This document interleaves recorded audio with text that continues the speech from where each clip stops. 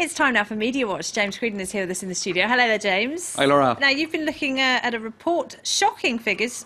Is this related to France or is this global? French report. A French report. 100% of women have been harassed at least once on public transport. That's right. That's a shocking figure. It is a shocking figure. This was a report released by the French Council for Equality between Men and Women.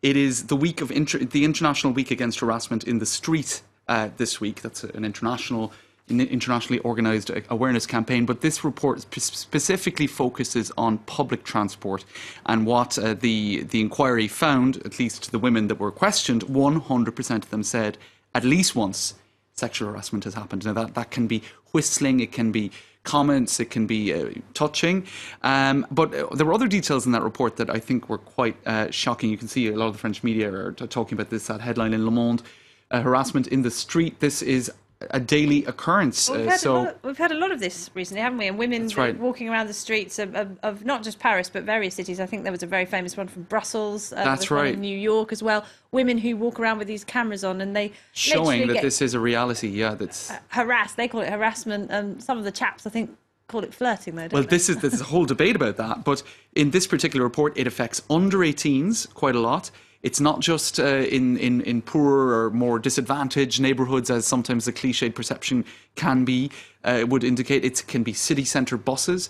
It happens in daytime between 8 a.m. and 8 p.m. So this isn't just limited to nights out, to I suppose, what you might think of the cliched examples of where it can happen. It's a real problem. I mean, the obvious one is walking past a building site in a nice dress and a pair of heels. That's it. Well, sometimes if I don't get a whistle, I feel a bit put out, to be honest. Well, now let me get to that, because there was a tweet today that sort of picked up on that by this lady, Sophie de Monton, who is sometimes invited here. Now, what she said was, well, you know what? Sometimes getting a little whistle in the street is quite nice. Now, I suppose it does point to the fact that sometimes the border between flirting, the red line between flirting and harassment can be pretty thin. What one woman might accept as pretty welcome attention, another will really not want to have that attention at all. Right, absolutely. And it's a cultural thing as well. I mean, in some cultures it's perfectly acceptable. Perhaps, I'm generalising, but Latin American countries, if you go to Rome, you're probably going to get it a bit more. That's right. Northern European countries, a little bit less accepting of that, for sure. But that comment on Twitter created a lot of debate, actually. Plutôt sympa, which was what she said being whistled in the street is. It's more or less a nice thing. Well, nobody seemed to agree with her. At least a lot of media did pick up. It even became a hashtag, Laura. Hashtag Plutôt sympa.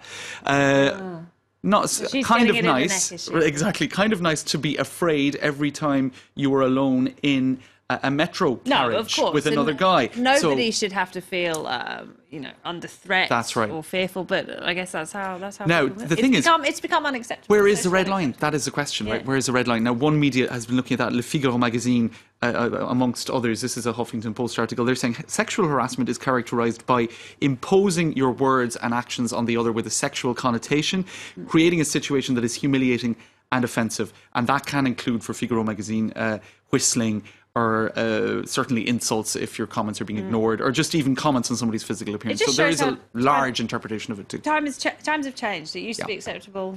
It isn't really anymore. It isn't anymore. It's not nice. Or you just better judge it really well that the comment is going to be welcome.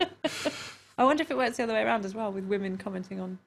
I think it happens less often, but I'm sure there are instances of it. Women being forward on public transport. I mean, travelling on public transport is never. It's just unpleasant, full stop. Experience anyway, is it? So it's just one of those things that adds to it and makes it more unpleasant. Let's look at this this survey then. The French media has been looking at solutions, or what you can do if you're feeling sexually harassed. That's right. Now, some solutions. I quite like this one in Egypt, right? Kung Fu against sexual harassment. Now, that is an article on the TV5 Monde, and it shows in Egypt there has been an alarming rise in Egypt sexual harassment. has a big problem with. Well, we saw it in Tahrir Square, right? Even with the protests, that women were getting a lot of unwanted attention.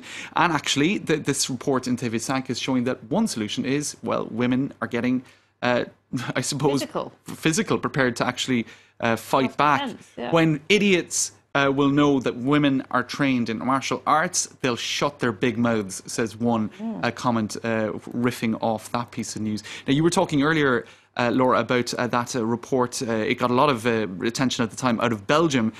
Sophie Peters was her name. Now, this is a sequence showing that report, which got a huge amount of attention. She put a hidden camera on her, and you can see there, subtitled in French, all of the unwanted comments that she was getting just for walking down the street. And some of them were pretty aggressive. Yeah. The thing is, they turn nasty. That's right. It starts off quite light-hearted, but when they don't get the response they want, it can turn nasty. I think that's what people find upsetting. That's it. Now, what are the solutions? The Metro in Paris has one campaign. They have actually already started to put campaigns in place saying in the bus or on the Metro, sexual harassment, you can get up to 5 years in prison. So they're trying to warn people that there are consequences for this.